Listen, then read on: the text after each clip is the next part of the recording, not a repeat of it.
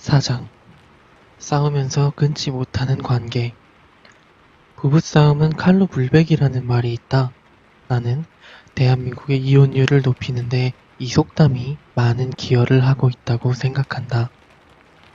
부부싸움은 의뢰하는 일, 많이 해도 상관없는 일쯤으로 생각하게 만드는 말이다. 이 속담에서 중요한 것은 물이 아닌 칼이다. 칼을 들고 여기저기를 베고 있으니 얼마나 위험한가. 칼로 돌이나 나무를 베면 칼끝이 부뎌지기라도 한다. 그런데 베는 것은 물이라고 한다. 물을 뚫고 닥치는 대로 이것저것 해칠 수도 있지 않은가.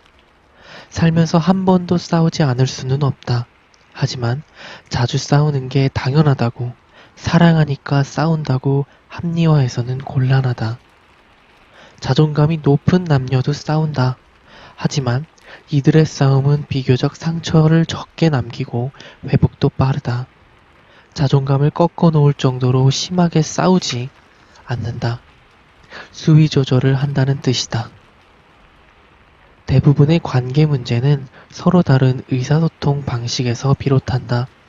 다른 부모 밑에서, 다른 지역, 다른 환경에서 살아온 남녀는 다른 방식으로 대화하게 마련이다.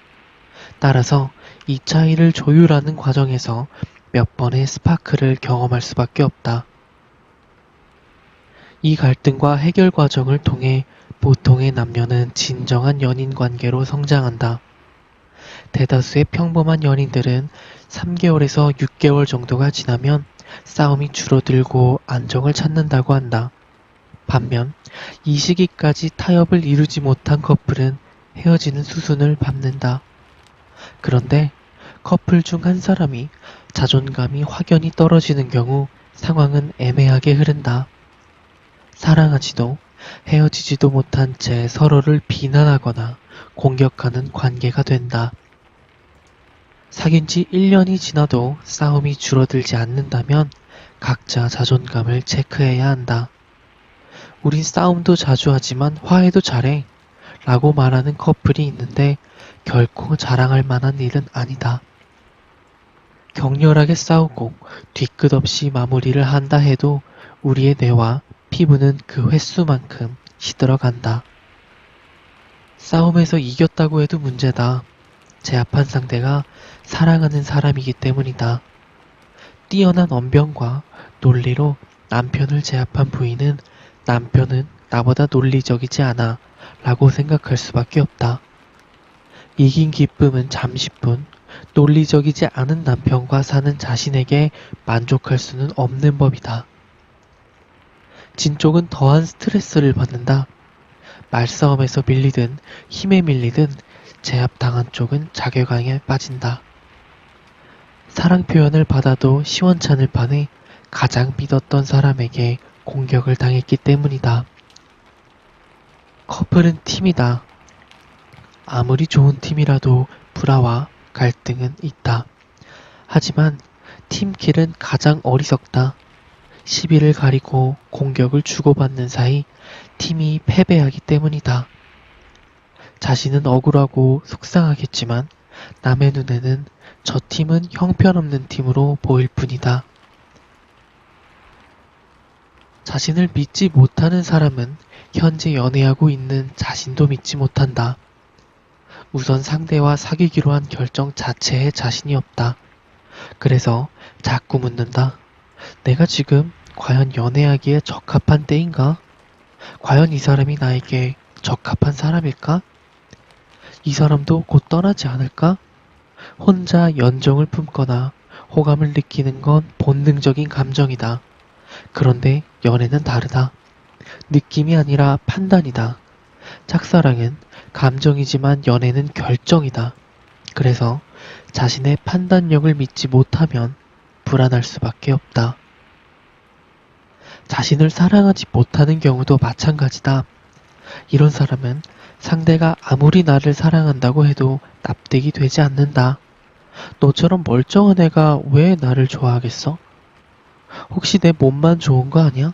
라며 의심한다. 이러면 상대를 채근하게 되고 색안경을 낀 감정은 자연스럽게 드러난다. 자신을 낮게 평가하다 보니 상대에게 너무 많은 것을 요구하기도 한다. 연애에 지나친 욕심을 부려 평범한 관계에 만족하지 못하고 본질적이고 형이상학적인 것을 공유하길 희망한다. 어릴 때도 사랑을 못 받았는데 이 정도는 받아야지. 남들 하는 평범한 연애를 넘어 정신적인 사랑을 하고 싶어 등이 좋은 예의다. 이러면 안정된 심리 상태로 호감을 나눌 수 없다. 데이트를 해도 불안하고 사랑한다는 고백을 들어도 믿지 못한다. 그럴수록 더욱 집착하고 그래서 뜨겁게 빠져들수록 더욱 불안해진다. 그리고 불안을 달래느라 에너지를 낭비한다. 싸움이 안 일어나려야 안 일어날 수가 없는 환경이 조성되는 것이다. 싸움이 대화와 다른 점은 공격을 목적으로 한다는 점이다. 사랑 싸움도 예외가 아니다. 오히려 낯선 사람과 싸우는 것보다 더 위험하다. 사랑하는 만큼 가깝고 남들이 모르는 부분까지 알고 있기 때문이다. 작심하고 싸우자면 상대에게 지울 수 없는 고통을 남길 수 있다. 쥐꼬리만큼 남은 자존심마저 앗아가는 게 사랑 싸움이다.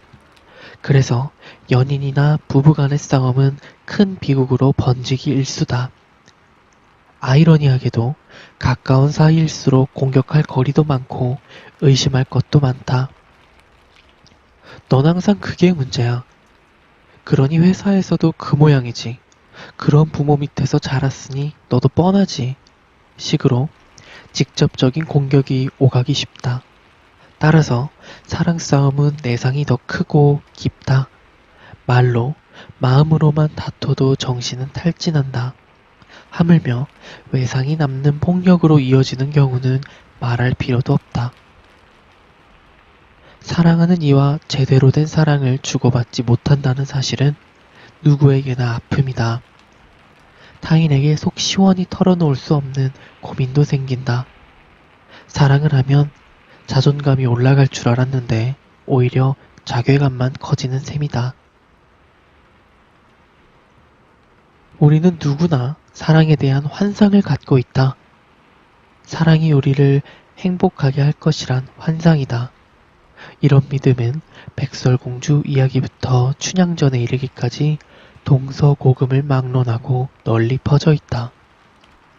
진정한 사랑을 만나면 모든 고통이 치유될 거라고 믿는 것 같다. 자존감도 비슷하다. 많은 사람들이 사랑을 통해 자존감을 회복할 수 있다고 믿는다.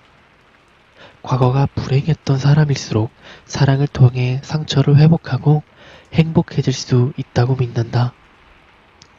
자존감을 획득하면서 가장 먼저 찾는 게 사랑이듯 자존감이 떨어질 때도 가장 먼저 의지하는 게 사랑이다.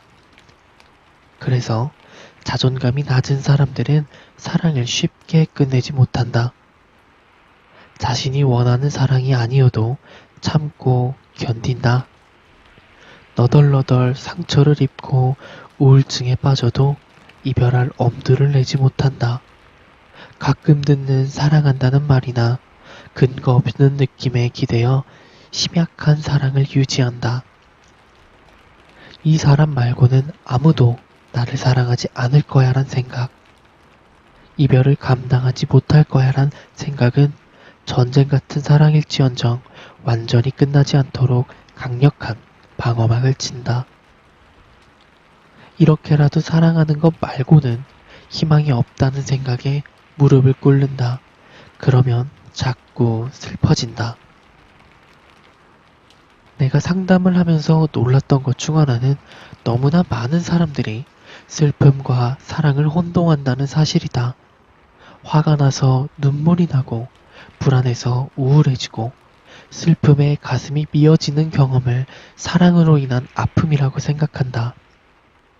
하지만 그건 그냥 아픈 거다. 노래 가사처럼 너무 아픈 사랑은 사랑이 아니다. 이별이 행복의 지름길일 때도 많다. 5장. 이별이 무서워 떠나지 못하는 사랑. 이별을 유난히 두려워하는 사람들이 있다. 더 이상 만나길 원치 않는데도 헤어지기 두려워서 관계를 끊지 못한다. 주변에서 보다 못해 그만 헤어지라고 충고하고 자신도 언젠가는 파국으로 치달을 걸 알면서도 이별을 결심하지 못한다.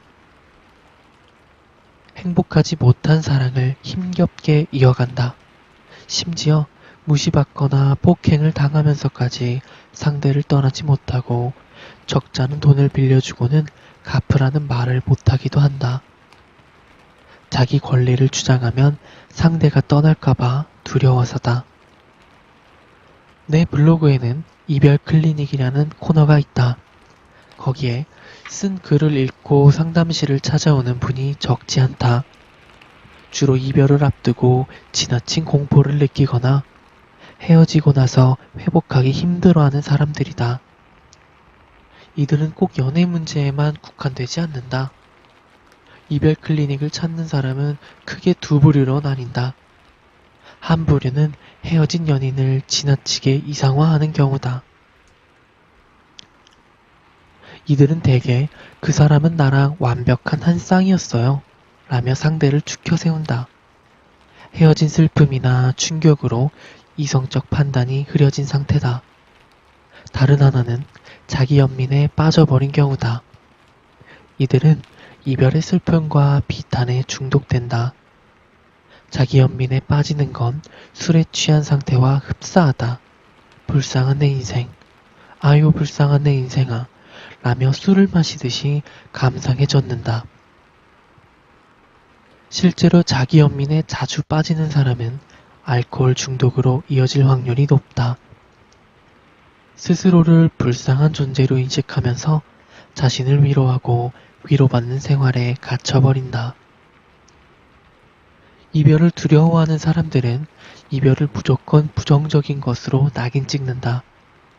헤어지면 인생이 곧 끝나기라도 할 듯이 여긴다. 그래서 뭐가 힘든지 실감도 하기 전에 좌절부터 한다. 이 엄청난 일을 당했으니 난 이제 어떻게 살죠? 하는 식이다. 이 사람들이 지닌 핵심 감정은 대개 외로움이다. 혼자 있는 것은 외로운 것이며 외로움은 곧 괴로움이라고 간주한다. 혹은 자신은 혼자서는 절대로 행복할 수 없다고 믿는다. 이들은 자신을 나약하고 여려서 혼자서는 아무것도 못하는 존재라고 단정하기 때문에 상대가 못났어도 이별할 엄두를 내지 못한다. 자신을 너무 낮게 평가하기 때문이다. 저 사람이라도 있어야 해. 저 사람은 그래도 나를 사랑하잖아. 나를 사랑해줄 유일한 사람이야. 저 사람만큼 나를 사랑해준 사람도 없었어. 라며 의지하고 관계를 유지한다. 이별에 대한 두려움은 대개 상처와 연관이 있다. 혼자 남겨진 것에 대한 트라우마가 있는 경우인데 특히 7살에서 10살 무렵에 혼자 집에 남겨진 경험을 한 경우가 많다. 이때 뭔가 무섭거나 불쾌한 일을 겪으면 혼자 있음은 곧 불쾌한 경험으로 각인되기 쉽다. 또 혼자 있는 것에 대한 두려움이 부모를 향한 원망과 이어지곤 한다. 그때 왜 나를 혼자 뒀어? 하는 원망, 방치되고 보호받지 못했던 기억이 강하게 남아있어서 또다시 그런 연약한 존재가 될까봐 두려워한다. 어린아이가 혼자 집에 남겨져 두려움에 떨었을 때 어른이 용감하게 혼자 있었네, 대단하다 라며 칭찬을 해줬다면 조금 나을 수도 있다. 불안하지만 그만큼 용기를 얻을 기회가 되기 때문이다. 하지만 혼자 있다가 더 위험한 사건을 경험했다면 간혹 성추행, 음란전화 등이 노출된 경우가 은근히 많다. 이럴 경우에는 큰 상처로 남기도 한다. 불안했던 마음에 적절한 공감을 받지 못했을 때도 상처로 남는 경우가 많다. 그 외에 따돌림이나 괴롭힘, 소외를 당할 경우 트라우마가 된다. 그런 일이 또 생기고 무시를 당할까봐 두려운 것이다. 이별은 쉽지 않다. 오래 지녔던 물건이 없어져도 불안하고 허전한데 하물며 사람과 헤어지는 일임에야. 이별을 하지 못해서 힘들다는 사람들, 이별한 후가 너무 괴롭다는 사람들에게 하고 싶은 말은 그것이다. 이별은 누구에게나 원래 힘든 일이다. 지금 당신이 이별 때문에 힘들다면 그건 이 세상 모든 인류가 겪는 고통이다. 그리고 그 고통을 각자 나름의 방식으로 겪어낸다. 예를 들어 나처럼 운명으로 받아들이려는 사람도 있는데 나도 최근에야 그렇게 받아들이게 되었다. 사람마다 방식은 다를 뿐더러 한 사람의 방식도 변화한다. 그러니 자신이 이별에 어떤 식으로 반응하는지에 대해 너그러워지기를 바란다. 몇 날 며칠을 우는 사람도 있고 괜찮은 듯 웃고 사는 사람들도 있다. 화를 내는 사람들도 무덤덤한 사람들도 있다. 그렇게 화를 내면 안 된다거나 참으면 안 된다거나 어떻게 해야 한다는 규칙 같은 건 없다. 이별을 너무 나쁜 것으로 낙인 찍을 필요도 없다. 세상에 절대적으로 좋은 일이 없는 것처럼 절대적으로 나쁜 일 또한 없다. 이별 후 혼자가 되면 외로워지게 마련이지만 그만큼 자유로워지기도 한다. 나는 우울증을 앓는 30대 아기 엄마들을 만나면서 이 사실을 깨달았다. 이들의 고민은 엇비슷하다. 혼자 있어 보고 싶어요 라며 찾아온다. 엄마들은 아이를 임신하는 순간부터 자유를 빼앗긴다. 뭘 먹고 마실지는 물론이고 잠자고 움직이는 행동 하나하나까지 아이의 건강 상태를 염두에 두어야 하고 아이가 태어나 돌보면 기본적인 생리현상조차 해결할 시간이 없기 일쑤다. 워킹맘이나 전업주부도 자유가 없기는 마찬가지다. 혼자 맘 편히 쉬거나 여유있게 잠을 자본 적이 별로 없다. 간절히 자유를 원한다. 혼자 있고 싶고 외롭고 싶다. 그냥 아무도 없는 공원에서 원 없이 달려보고 싶어요 라며 눈물을 흘린다. 반면 5, 60대 여성들은 정반대다. 갱년기 여성들은 혼자가 되는 것을 서러워한다. 하지만 알고 보면 그녀들은 20년간 기도했다. 애들 좀 빨리 결혼시키고 홀가분하게 살고 싶어요 라고 말이다. 그런데 막상 그런 시기가 찾아오면 우울함과 공허함이 힘겨워한다. 하지만 지혜롭게 갱년기 증상을 극복한 50대 여성들은 신나게 놀러다닌다. 이제 가족 눈치 안 보고 자유를 맛볼 기회라는 사실을 깨달았기 때문이다. 혼자가 됐다면 마침내 자유를 누릴 기회가 생겼다고 보면 된다. 사랑하는 사람과 함께하면 즐겁지만 그만큼 제약이 따른다. 내가 받는 것만큼 상대방을 배려하고 존중해야 한다. 그러다 혼자가 되고 나면 드디어 자신을 맘 놓고 돌볼 수 있다. 상대의 동의도 필요 없고 때로는 거슬렸던 충고와 간섭 따위에서도 벗어날 수 있다. 나는 이별한 사람들에게 여행을 하라고 권한다. 혼자 떠나는 여행은 다소 쓸쓸해 보이지만 막상 떠나보면 다들 만족한다. 자신이 떠나고 싶은 시간에 원하는 교통수단을 타고 일정 역시 누구 눈치를 볼 필요가 없다.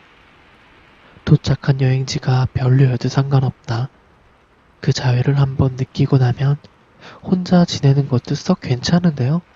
라며 자유의 가치를 고백해온다.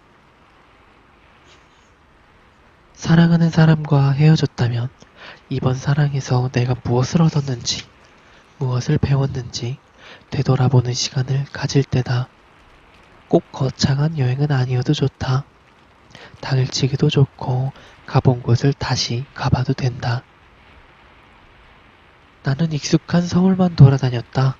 아침에 지하철을 타면서 나는 외국인이다. 지금 서울에 막 도착했다. 라고 최면을 걸었다. 썩 괜찮았다. 자유가 생겨 가능한 일이었다. 6장. 미움받을까 두려워 자신을 포장하는 사람. 유난히 밝고 호의적인 사람을 만날 때가 있다. 그런 사람은 등장할 때부터 남들의 시선을 끌고 사람들도 관심을 보인다. 처음 만날 때 그는 평생 우정을 함께할 것처럼 행동한다. 내게 반하기라도 한 듯 무척 친절하게 대하고 성적인 매력을 어필하기도 한다. 나도 금세 그와 친한 사이가 된 것 같다. 그런데 막상 뒤돌아 곰곰이 생각해보면 그에 대해 아는 게 하나도 없는 경우가 많다. 그런 이들은 우리에게 좋은 모습만 보여주려고 한다. 그러다 보면 진짜 친해졌다는 느낌을 주기가 어렵다. 인간관계라는 게 좋은 모습만 보이면 쉽게 친해질 수 있을지는 모르지만 정말 친한 관계란 나쁜 모습도 용인하는 것이기 때문이다. 많은 사람들이 사랑받기를 원한다. 혼자서 자유롭게 사는 것도 행복하겠지만 인간은 어디까지나 사회적인 동물이다. 타인에게 가치를 인정받고 쓸모 있는 사람이 되는 것은 자존감의 첫 번째 요소다. 자기 자신을 사랑스러운 존재로 인식하기 위해 가장 쉽게 떠올리는 방식은 사랑을 받는 것이다. 사랑받고 싶은 마음은 문제가 아니다. 문제는 사랑받음의 중요성을 지나치게 강조하는 데에서 온다. 사랑받고 싶어 하는 게 당연한 욕구이고 누구나 그걸 알다 보니 집착으로 흐르기가 쉽다. 다시 말해, 사랑받고 싶어 하는 마음이 사랑을 못 받으면 어쩌지? 라는 불안으로 이어진다고 보면 된다. 미움받을 용기라는 책이 베스트셀러가 된 데는 현대인에게 이런 두려움이 깔려있기 때문 아닐까? 시험에 합격하려는 열망이 지나치다 보면 불합격에 대한 부담감도 커진다. 경기에서 꼭 이겨야 한다는 압박감이 너무 커지면 정상적인 경기력이 나오지 않는 것과 비슷하다. 자기 아이가 모두에게 사랑받았으면 좋겠다는 바람이 지나치면 그러다가 친구들한테 왕따 당할라. 네가 그러면 사람들이 뭐라고 하겠니? 하는 공격으로 이어질 수 있다. 특히 부모가 체면을 중시하는 경우 남들에게 사랑받지 못하면 끝장이야 라는 생각이 아이에게 심어진다. 사랑에 대한 집착이 미움에 대한 두려움으로 자리 잡는 셈이다. 원하는 것을 정해놓고 그곳으로 향하는 사람들은 계속 원하는 것을 떠올린다. 공부를 잘하고 싶은 사람들은 공부 잘할 때의 자기 모습을 늘 떠올리며 그 모습에 따라 행동하려고 한다. 기대보다 성적이 나오지 않을 때도 그렇다. 다소 실망하고 자기 능력에 대한 믿음이 흔들리기도 하지만 모범생다운 결론을 내린다. 무엇이 문제였는지 파악하고 다음 시험에는 보완하려고 노력한다. 반면 원치 않는 것을 정해놓고 그곳으로 안 가려고 노력하는 사람들에게는 문제가 좀 복잡하다. 공부 못하는 걸 피하려는 사람의 경우 공부 못하는 학생은 인정받지 못하는 존재라는 믿음이 있다. 이는 공부 잘하는 걸 목표로 한 사람, 즉 공부를 잘하면 학교에서 인정받는다라고 믿는 경우와는 다른 결과를 낳는다. 공부 못하는 걸 피하려는 사람은 성적이 조금 떨어지면 자기 모습에 당황한다. 공부 못하는 학생의 모습과 닮아있기 때문이다. 평소 그렸던 부정적인 이미지에 자신을 갖다 붙인다. 성적 떨어진 사람은 인정받지 못하는 존재, 그것은 곧 나라는 등식이 성립한다. 목표를 공부 잘하는 사람으로 잡았을 때는 공부 잘하는 사람들의 행동 패턴에 관심이 간다. 공부 잘하는 사람들은 어떻게 행동하고 어떻게 위기를 극복했는지 궁금해한다.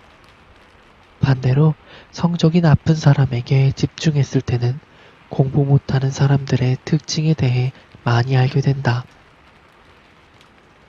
어떤 대우를 받고 어떤 마음을 갖는지 자세히 연구한다. 그리고 어떤 나쁜 결과를 만나는지 알고 공포를 느낀다.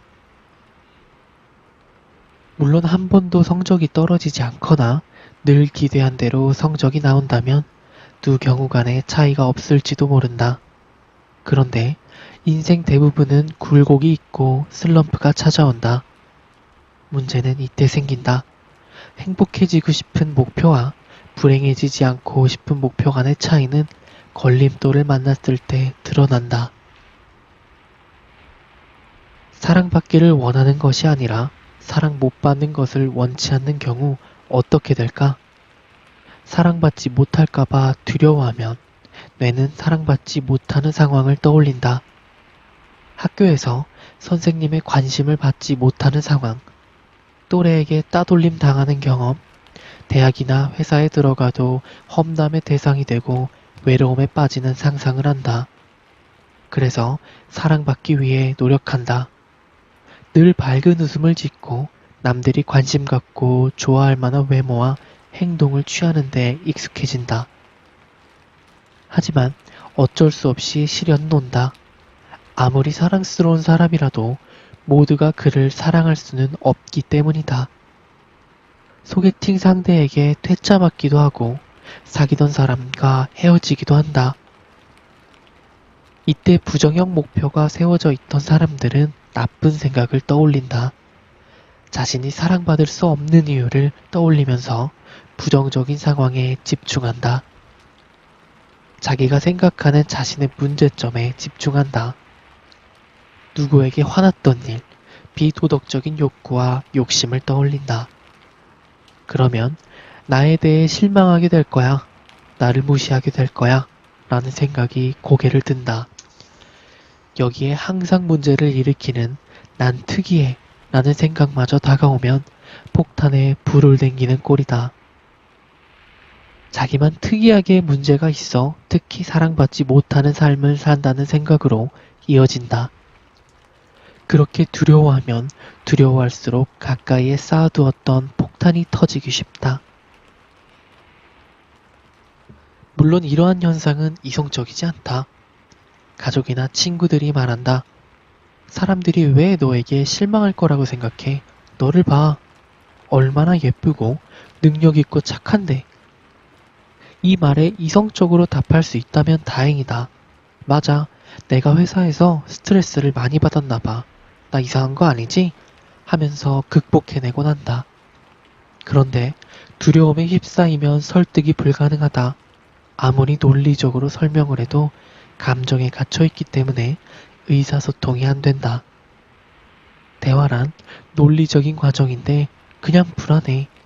사람들은 실망할 거야. 라는 말에는 논리적인 대응과 설득이 불가능하다. 자신이 사랑받지 못한 사건 때문에 두려움이 폭발해버렸기 때문이다. 직장 상사가 한두 번 나무랐을 뿐이건만 그렇게 서럽고 불안할 수가 없고 모두 자신을 싫어한다고 되뇌며 울컥 눈물이 솟는다. 억울함과 분노도 동반한 감정이다.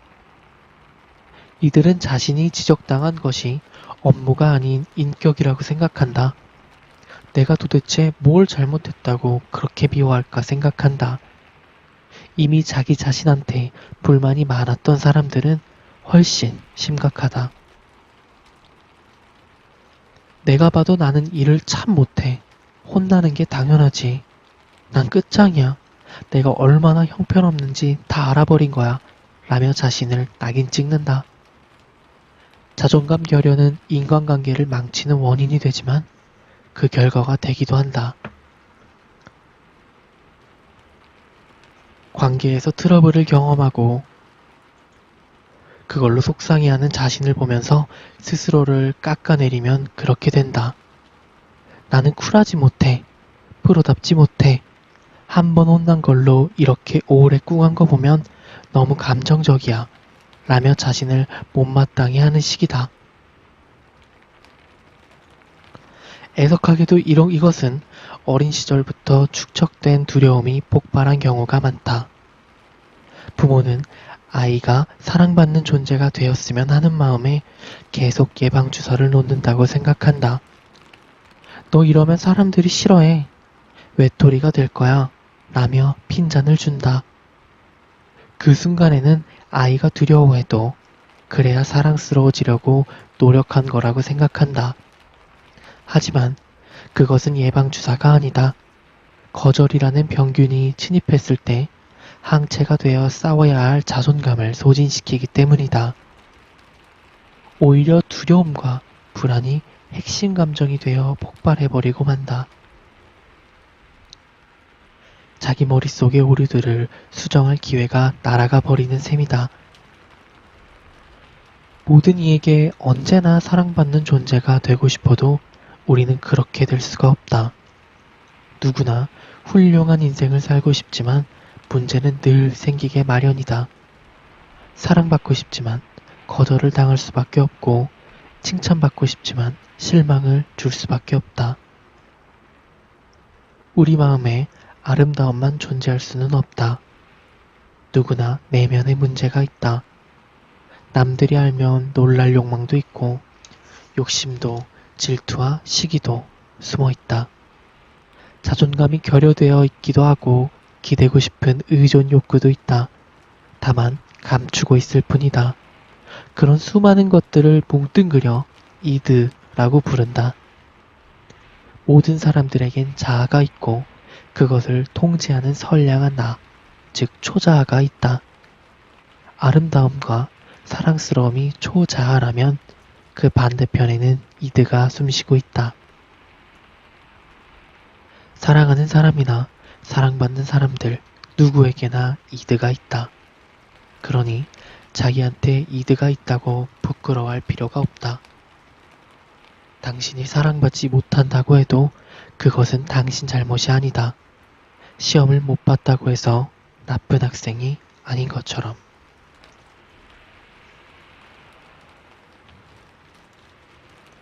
네, 지금까지 파트 2 사랑 패턴을 보면 자존감이 보인다 부분을 읽었는데요.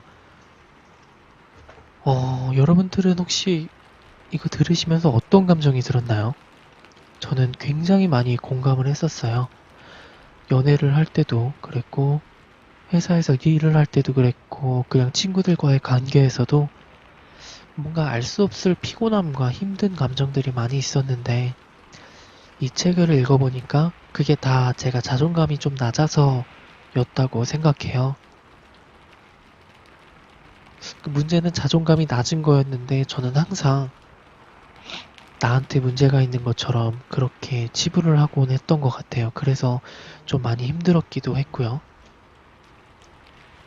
여러분들도 저랑 비슷한 경험이 많을 거라고 생각해요. 사람 사는 거 다 똑같잖아요. 그러니까 여러분들은 내가 나빠서, 내가 능력이 부족하거나 내가 별거 없기 때문에 라고 부정적으로 자신을 깎아내리려는 생각보다는 자신의 자존감을 어떻게 회복할 것인지 그거를 먼저 생각해 보는 게 세상을 조금 더 원만하게 살 수 있는 방법이라고 생각합니다. 오늘 하루도 너무 고생 많으셨고요. 다음에 또 뵙겠습니다. 감사합니다.